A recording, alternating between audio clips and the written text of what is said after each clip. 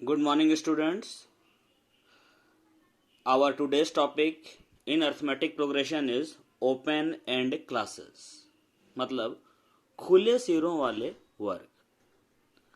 In certain cases, the lower limit of the first class interval and the upper limit of the last class interval are not known, and such intervals are termed as open end classes. In such circumstances, mean cannot be calculated. If we want to calculate mean, we have to put some figures there. मतलब कभी कभी ऐसा होता है कि पहला वर्ग अंतराल जो होता है उसकी निम्न सीमा हमें नहीं पता होती है, तथा जो अंतिम वर्ग अंतराल होता है उसकी उच्च सीमा हमें पता नहीं होती. ऐसी परिस्थितियों को हम लोग कहते हैं ओपन एंड क्लासेस, खुले सिरों वाले वर्ग. इन दशाओं में मीन तब तक नहीं निकाला जा सकता जब तक कि उसे सामान्य श्रेणी में ना बदला जाए. पहला टाइप देखते हैं इसमें.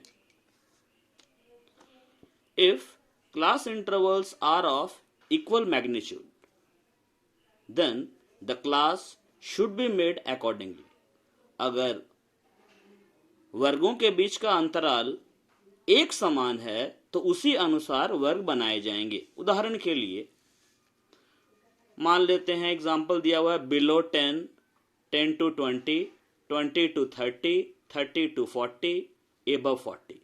ये जो बिलो 10 है और यहाँ एबव 40, फर्स्ट क्लास का लोअर लिमिट हमें नहीं पता है, अपर क्लास का अपर लिमिट हमें नहीं पता है, लास्ट क्लास का अपर लिमिट हमें नहीं पता है. यहाँ गौर कीजिए, 10 to 20 में डिफरेंस 10 का है, 20 to 30 में डिफरेंस 10 का है, 30 to 40 में डिफरेंस 10 का है. इक्वल डिफरेंसेस हैं तो फर्स्ट वाला क्लास हमारा हो सकता है this can be made 0 to 10 और लास्ट वाला हो सकता है 40 to 50. एक और एग्जांपल लेते हैं, जैसे है below 25, 25 to 35, 35 to 45, 45 to 55, above 55. Difference गौर कीजिए, 10 का डिफरेंस, 10 का डिफरेंस, 10 का डिफरेंस. तो ये जो फर्स्ट क्लास है इसको लिख सकते हैं 15 to 25 और लास्ट वाले को 55 to 65. ये तो हुआ तब जब क्लास इंटरवल्स के बीच का मैग्नीट्यूड इक्वल है. If the magnitude of class intervals increases gradually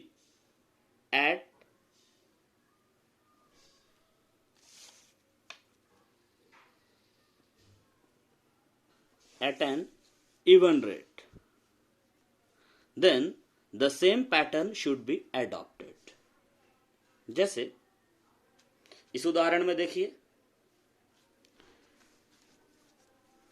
below 10, 10 to 30, 30 to 60, 60 to 100, above 100. यहाँ डिफरेंस 20 का है, यहाँ डिफरेंस 30 का है, यहाँ डिफरेंस 40 का है, तो यहाँ 50 का डिफरेंस हो जाएगा और यहाँ ये 50, 40, 30, 20 डिफरेंस, तो यहाँ 10 डिफरेंस. तो ये पहला क्लास बन सकता है 0 to 10 और अंतिम वाला 100 to 150. The magnitude of second class is 20. इसका मैग्नीट्यूड 20 है, थर्ड का 30 है, of the fourth 40. Therefore magnitude of the first as 10 and of the last 100 to 150. एक और लेते हैं, if there is no consistency in class intervals then the first class interval should be formed on the pattern of the second class interval. मतलब अगर class intervals के बीच का magnitude unequal है तो जो पहला क्लास इंटरवल होगा वो बनाया जाएगा सेकेंड क्लास इंटरवल के according and the last class interval of the pattern of the last but one class interval.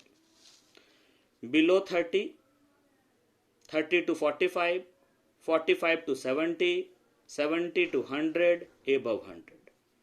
यहाँ डिफरेंस 15 का है, यहाँ डिफरेंस 25 का है, यहाँ डिफरेंस 30 का है। अब देखिए, ये जो फर्स्ट क्लास है 15, 25, 30 डिफरेंसेस अलग अलग है, मैग्नीट्यूड अलग अलग है। इसको हम ले लेंगे सेकंड के अकॉर्डिंग। यहाँ डिफरेंस 15 का है, यहाँ 15 का डिफरेंस लेंगे 15 to 30। यहाँ पर लास्ट का डिफरेंस 30 है और यहाँ पर ग्रेजुअली देखिए बढ़ता जा रहा है, तो हमने यहाँ ले लिया 100 to 135। तो जो ओपन एंड सीरीज वाले क्लासेस होते हैं उनमें मीन का वैल्यू तभी मालूम किया जा सकता है जब ये फर्स्ट और लास्ट, ये जो बिलो और एबव है, यहाँ पर कुछ पुट किया जाए।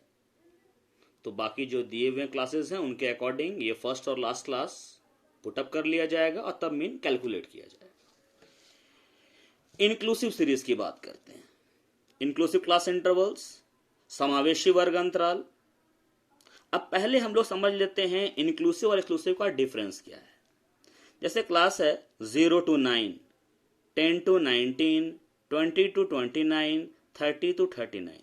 इसमें 0 से लेकर 9 तक का सारा आइटम्स आएगा, किसी को छोड़ना नहीं है, क्योंकि 9 अगर यहां छोड़ दिया तो 9 इसमें भी नहीं है। यहाँ 10 to 19 पूरा 10, 11, 12, 13, 14 से लेकर 19 तक का सारा आइटम। यहाँ 20 से 29 तक का आइटम, 30 से 39। ये हो गया इंक्लूसिव, क्योंकि इसमें जो भी क्लास इंटरवल है उसकी जो अपर लिमिट है वो भी इंक्लूडेड है। इंक्लूसिव को हम कहते हैं समावेशी श्रेणी। इसमें अंतिम जो संख्या है वो भी समाविष्ट है वर्ग अंतराल में। एक्सक्लूसिव सीरीज अपवर्जी जो नॉर्मली हम लोग देखते हैं 0 to 10, 10 to 20, 20 to 30, 30 to 40। इसमें फर्स्ट क्लास में आइटम्स लिया जाएगा 0 से लेकर 9 तक। 10 को हम लोग छोड़ देंगे, एक्सक्लूड कर देंगे, क्योंकि 10 इस क्लास में आएगा। 10 से लेकर 19 तक, 20 को एक्सक्लूड करेंगे, 20 इसमें आएगा, 20 से लेकर 29 तक, और ये 30 से लेकर 39 तक। चूंकि इसमें हर क्लास के लास्ट आइटम को, अपर लिमिट को एक्सक्लूड किया जा रहा है, इसलिए ये अपवर्जी श्रेणी है। जब हम लोग मीन कैलकुलेट करते हैं तो क्वेश्चन किसी भी सीरीज में हो, इंक्लूसिव या एक्सक्लूसिव, कोई फर्क नहीं पड़ता, हम सिंपली सॉल्व करेंगे, जो आएगा वो हमारा आंसर होगा। मैंने मेंशन भी किया है, while calculating mean in a continuous series with inclusive class intervals, it is not necessary to convert the series into an exclusive class interval series by adjusting class limits. It is also not necessary to rearrange the series in an ascending or a descending order. जैसा question है वैसे ही solve कर देना है। जरूरी नहीं है कि हम क्लास लिमिट्स अपर और लोअर को एडजस्ट करें, आरोही या अवरोही क्रम में एडजस्ट करें। हमारा अगला टॉपिक लेते हैं, correcting incorrect mean, means misread items, गलत माध्य या औसत का सुधार। It may happen that wrong items are included instead of correct items due to mistake or oversight. Thus, we get a wrong mean calculated from wrong sum of variables, but we have to correct the mean. To find the correct mean, there is a process. ऐसा हो सकता है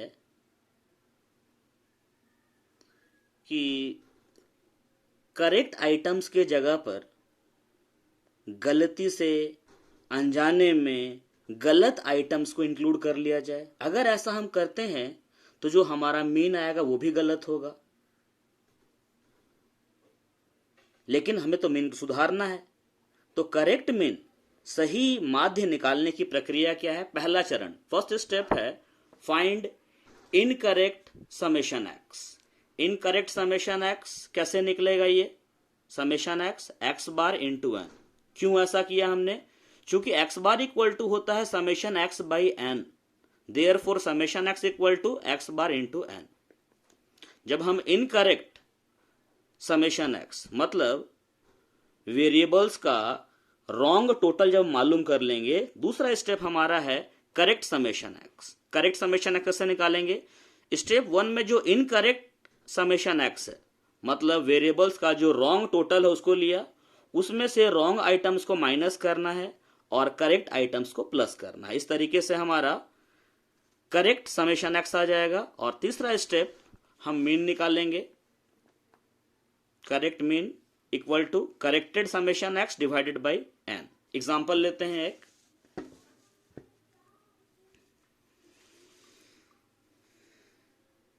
The mean age of a group of 100 persons was found to be 32.02.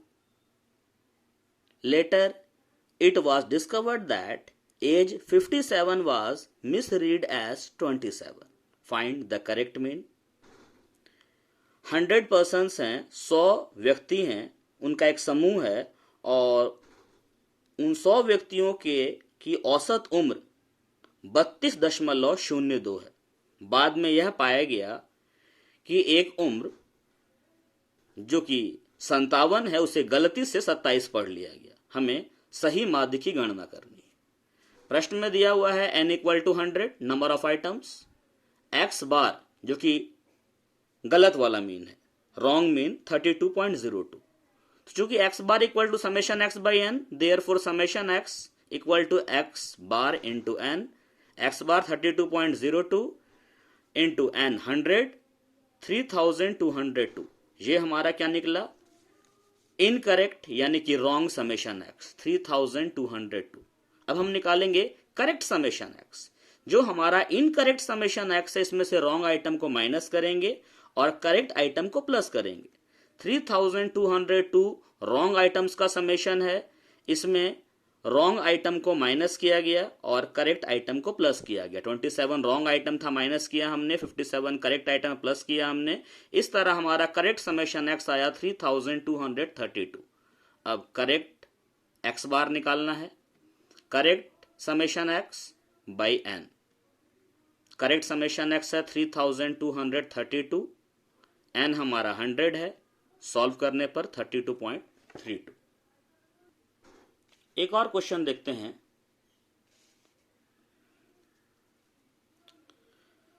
The mean of 100 items was 46. Later on, it was discovered that an item 16 was misread as 61 and another item 43 was misread as 34. It was also found that the number of items was 90 and not 100. Find the correct mean.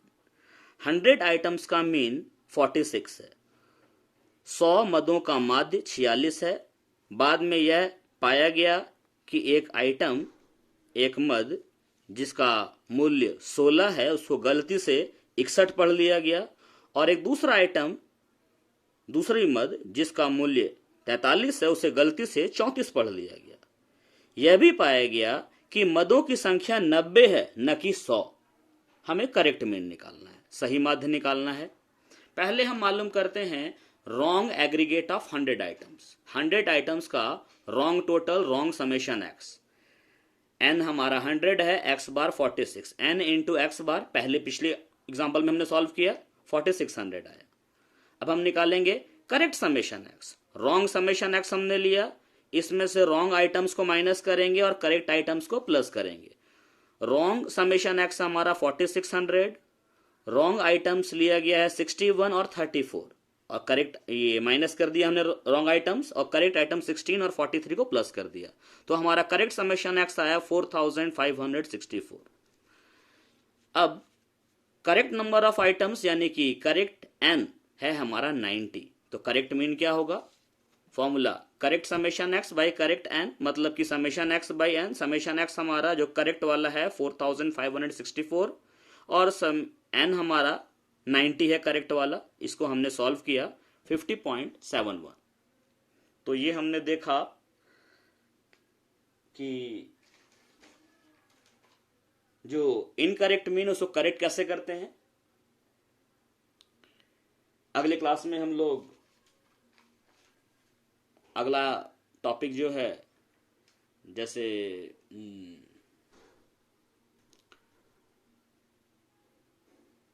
Location of missing items या missing frequency उसको देखेंगे, weighted arithmetic mean भारित अंकगणितीय माध्य उसको देखेंगे।